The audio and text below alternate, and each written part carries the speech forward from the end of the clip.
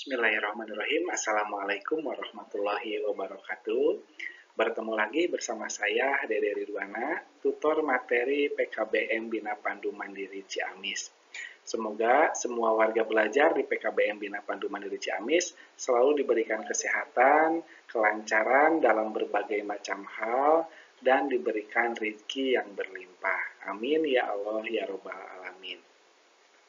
Pada kesempatan kali ini, kita masuk ke materi tentang harmoni dalam keberagaman.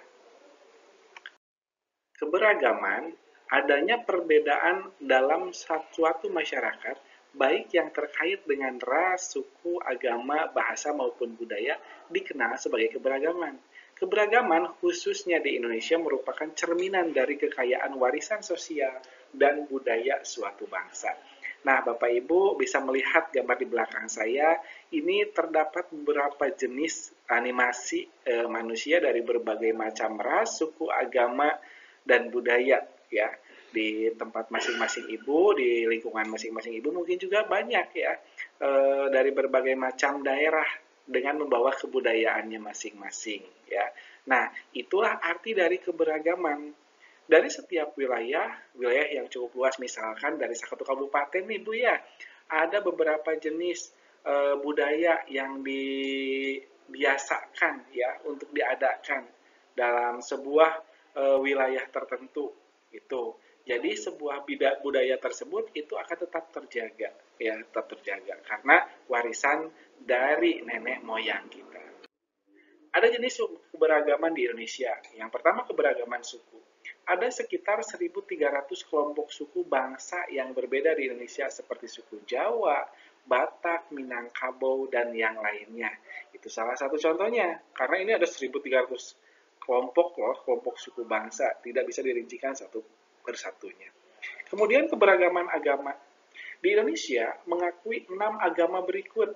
Ada Buddha, ada Konghucu, ada Hindu, ada Islam, ada Kristen. Kristen terbagi menjadi dua. Ada Kristen Protestan, ada Kristen Katolik. Itu keberagaman agama yang di kita. Nah, Pak, ada sekarang yang mengaku-ngaku agama baru, ada yang mengaku-ngaku dari Nabi, bahwa Nabi terakhir ini. Nah, itu mungkin sesat Bapak Ibu, karena yang diakui ini hanya 6 agama yang ada di negara kita ya. Jangan sampai kita terpedaya dengan akuan-akuan seseorang yang memang dia mengaku turunan apa, atau yang mengaku bahwa dia nabi. Nah, itu sudah sesat bahaya itu, Bu. Jangan sampai kita mendekatinya. Keberagaman bahasa yang ketiganya. Masyarakat Indonesia berbicara lebih dari 700 bahasa daerah. Tapi tetap bahasa daerah yang belum kita pahami, logat dari daerah yang belum kita pahami juga, tetap kalau misalkan kita tidak bisa, kita bisa menggunakan bahasa tercinta kita, bahasa Indonesia. Pentingnya harmoni dalam keberagaman. Persatuan dalam perbedaan. Beragam berarti kita harus belajar menghargai keunikan satu sama lain dan bekerja sama, ya. Bapak Ibu mungkin dulu pernah di sekolah sebelum mengikuti paket ini, dalam satu kelas itu biasanya suka diberi kelompok Bapak Ibu, dan kita tidak bisa menentukan karena guru yang menentukan untuk ini kamu kelompoknya ini, kamu kelompoknya ini. Dari beberapa sifat teman Bapak Ibu juga pasti berbeda ya karakter seseorangnya. Itu harus bisa disatukan karena persatuan dalam perbedaan itu harus, karena nantinya si ini kekurangannya ini tapi kelebihannya ini, si ini kelebihannya ini tapi kekurangannya ini. Kita bakal tahu satu sama lainnya. Untuk mencegah konflik, jika ada kerukunan, kecil kemungkinan konflik akibat perbedaan agama, suku, atau ras budaya, kecil sekali kemungkinan. Ya, kecil sekali kemungkinannya. Kemudian sikap yang mewujudkan harmoni. Toleransi, mengakui dan menghargai keberagaman dalam sikap terhadap kehidupan, adat istiadat, dan kepercayaan. Gotong royong, sikap bekerja sama meskipun ada perbedaan, saling menghargai, menghormati budaya, adat istiadat, dan kepercayaan orang lain.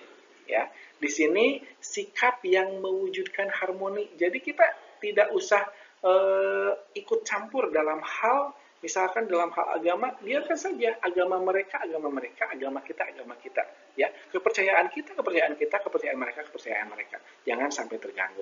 Gotong royong, sikap bekerja sama meskipun ada perbedaan.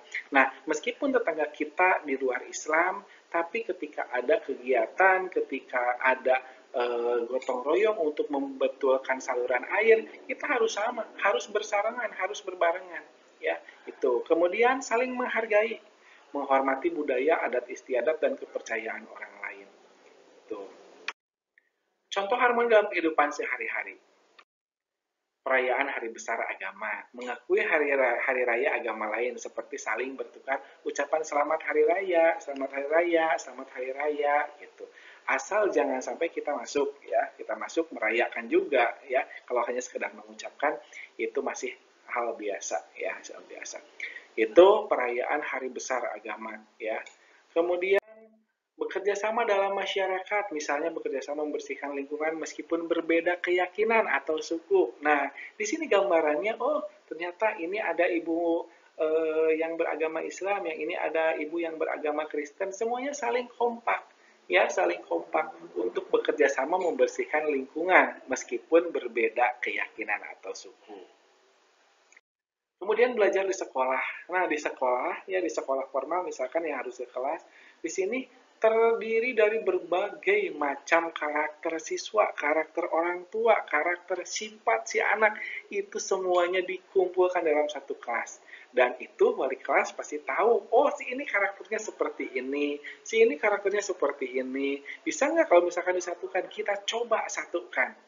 Kita beri soal, kita beri materi, apakah yang akan dilakukan. Kita itu akan melihat proses pendewasaan si anak bakal terlihat di sana. Ya. Kemudian kesimpulannya, keberagaman kehidupan merupakan aset bagi masyarakat Indonesia. Kita dapat membangun masyarakat yang harmonis dan sejahtera dengan menjunjung tinggi toleransi, rasa hormat, dan kerjasama di antara kita.